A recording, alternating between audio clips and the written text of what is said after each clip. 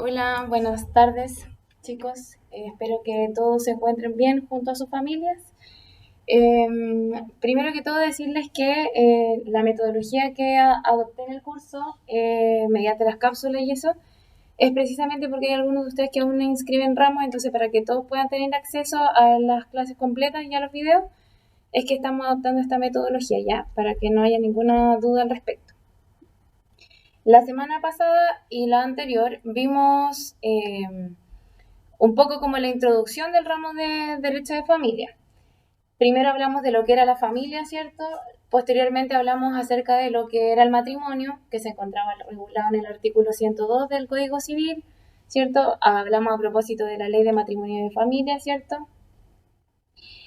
También hablamos de los requisitos tanto de existencia como de validez que se exigen para efectos de que un matrimonio produzca efectos, ¿cierto?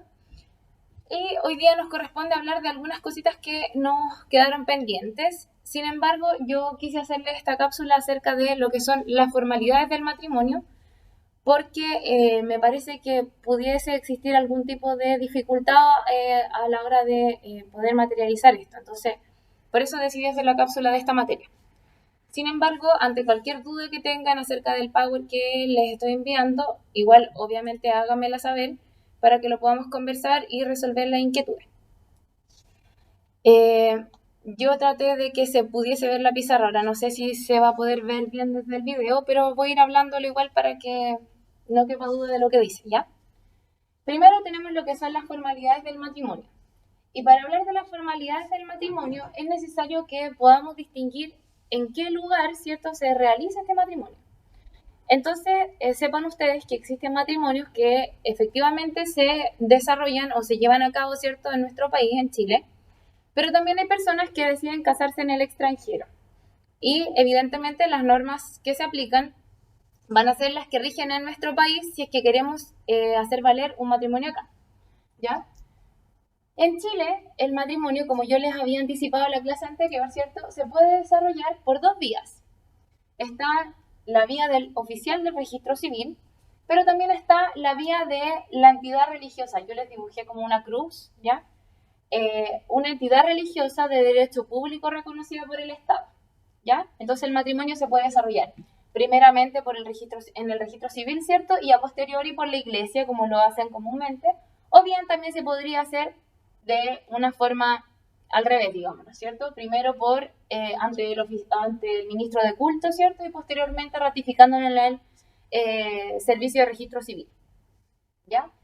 Pero sepan desde ya que existen formalidades que se requieren cumplir ya sea de manera previa al matrimonio, se pueden cumplir en el acto del matrimonio, es decir, que son coetáneas a la celebración del matrimonio, y también existen formalidades que son posteriores a la celebración del matrimonio, ¿ya? Entonces, hablemos primero de las que son previas. Las formalidades que son previas al matrimonio, ustedes se van a encontrar en la PPT que yo les realicé, que existe formalidades de manifestación, de información, también van a encontrar los cursos y la información a los testigos, ¿ya? Respecto de la manifestación, ¿en qué consiste esta manifestación? La manifestación consiste básicamente, ¿cierto?, en dar a conocer, ¿cierto?, al oficial de registro civil, ¿cierto?, que yo tengo la intención y el deseo de casarme. Es decir, como cuando básicamente, ¿cierto?, las personas van a pedir hora al registro civil, ¿ya? Entonces yo doy a conocer mi intención. Sin embargo, ustedes igual pueden leerlo en la Ley de Matrimonio Civil en el artículo 9, ¿ya? Para que lo vean más completamente. Existe otra formalidad dentro de estas formalidades previas, ¿cierto?, que es la información. ¿En qué consiste esta información? Es el oficial del registro civil, ¿cierto?, que le va a comunicar a los contrayentes o futuros contrayentes, ¿cierto?, someramente, ¿cierto?, en qué consisten los derechos y las obligaciones que conlleva el matrimonio, ¿ya? Y también se va a percatar en este acto, ¿cierto?, de que, y les va a hacer presente, ¿cierto?, que el consentimiento debe ser libre y espontáneo, como lo vimos anteriormente, ¿ya? Eso ustedes lo pueden encontrar más profundizado en el artículo 10 de la ley.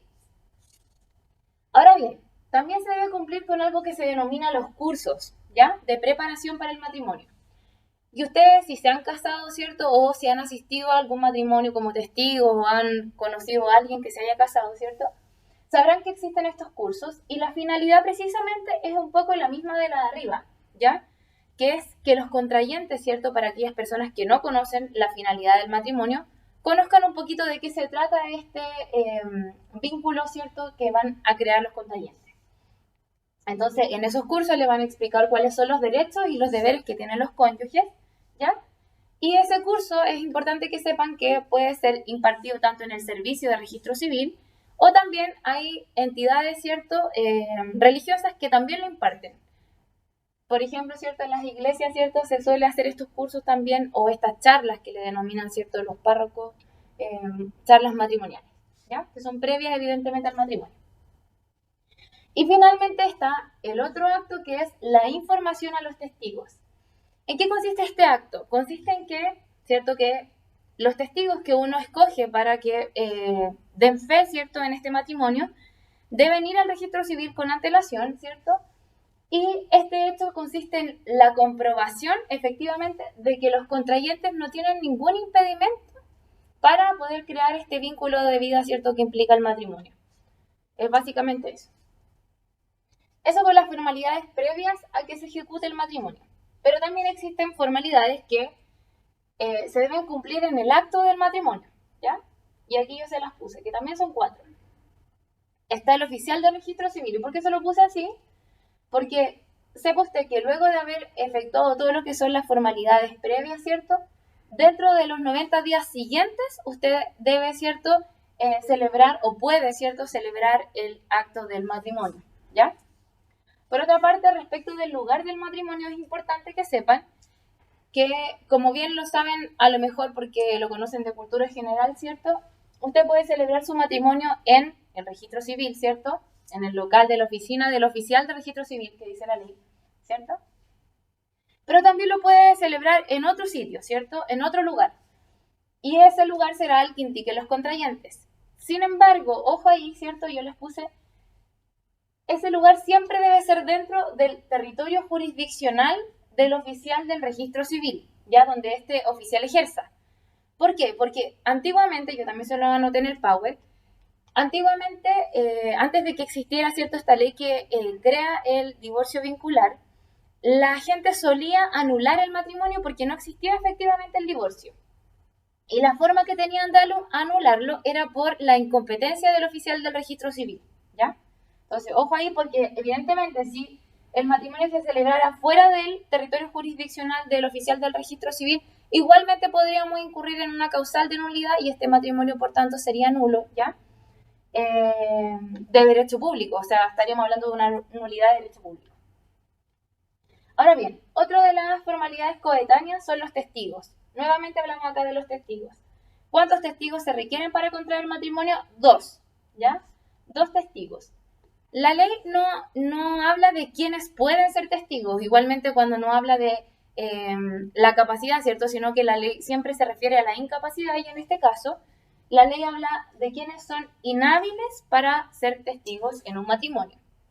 ¿Y quiénes son inhábiles para ser testigos? Son todas aquellas personas menores de 18 años, ¿ya? Todos aquellos que sean interdictos por demencia, ¿ya? Que exista el decreto de interdicción, ¿cierto? Aquellos que estén privados de la razón, las personas que hayan sido condenadas por un delito que merezca pena aflictiva, ¿cierto? Y aquellas personas que o bien no entiendan el idioma castellano, ¿cierto? O sean incapaces de darse a entender claramente, ¿ya? Sepan ustedes, ¿cierto?, que ya lo estudiaron con antelación, pero existen personas sordas y sordomudos que son capaces de darse a entender claramente, por tanto podrían ser efectivamente testigos en un matrimonio. Pero también existen otras que no son capaces y por lo tanto caerían en esta causal, en esta inhabilidad, ¿ya? Y finalmente, dentro de las formalidades coetáneas tenemos el acto de celebración del matrimonio. ¿Dónde se celebra el matrimonio o por quién más bien? Pues se celebra, ¿cierto?, por el oficial del registro civil. ¿Y qué pasa si no se cumple con ese requisito? Caemos en una causal de inexistencia. Aquí ya no hablamos de la nulidad, porque como que el matrimonio se celebra ante el oficial del registro civil es un requisito de existencia, por tanto, si no se cumple, caemos en la inexistencia para aquellos que creen en esa doctrina, ¿ya? se dice algo muy particular de esto, que finalmente quien casa a las personas, ¿cierto? No es el oficial de registro civil, sino que es el Estado a través del oficial de registro civil, ¿ya? ¿Y qué va a hacer este oficial de registro civil en el acto del matrimonio? Le va a leer los artículos, ¿cierto? Acordes, ¿cierto? A lo que es la unión matrimonial. Particularmente siempre parten los oficiales de registro civil por leer el artículo 102, ¿cierto? Y también van a leer artículos relativos, ¿cierto? Como el 131, el 132, el 133, ¿cierto? Y algún artículo de la ley 19.947 también. Finalmente tenemos lo que son las formalidades posteriores del matrimonio, es decir, una vez que se ha celebrado el acto del matrimonio. Y son 3, ¿ya? Primero que se hace, una vez celebrado el acto del matrimonio, se levanta un acta, ¿ya? Y esta acta, como ustedes saben, se firma por los contrayentes, ¿cierto? Y por, evidentemente, el oficial de registro civil y sus testigos.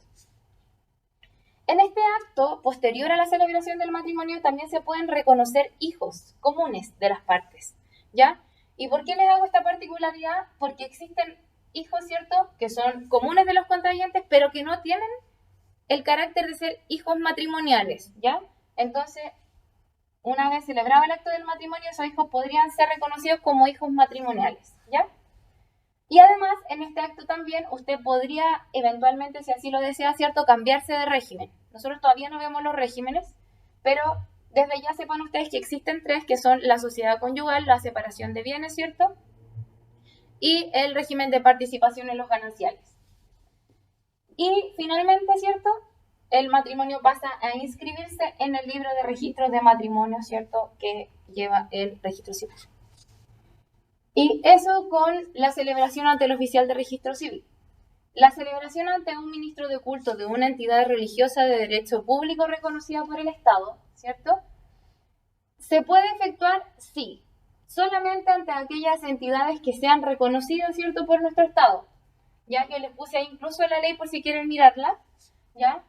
Una vez que usted se casó ante una entidad religiosa, ¿cierto?, sepa que tiene, como yo le dije anteriormente en el otro video, ¿cierto?, 8 días para ratificar su matrimonio. ¿Y ante quién lo va a ratificar? Ante el oficial de registro civil, ¿ya? ¿Qué pasa si yo voy el día 9? Su matrimonio no existe. Ya puede ir hasta el día 8. ¿Quién puede ir? ¿Puedo ir yo y a lo mejor yo nomás, ¿cierto?, llevo el certificado o el acta? No, no vale. Tienen que ir los contrayentes, ¿ya? Ambos contrayentes. ¿Por qué? Porque en el fondo lo que se ha dicho doctrinariamente es que se reconoció como a medias la validez del matrimonio ante una entidad religiosa. ¿Y por qué lo digo así?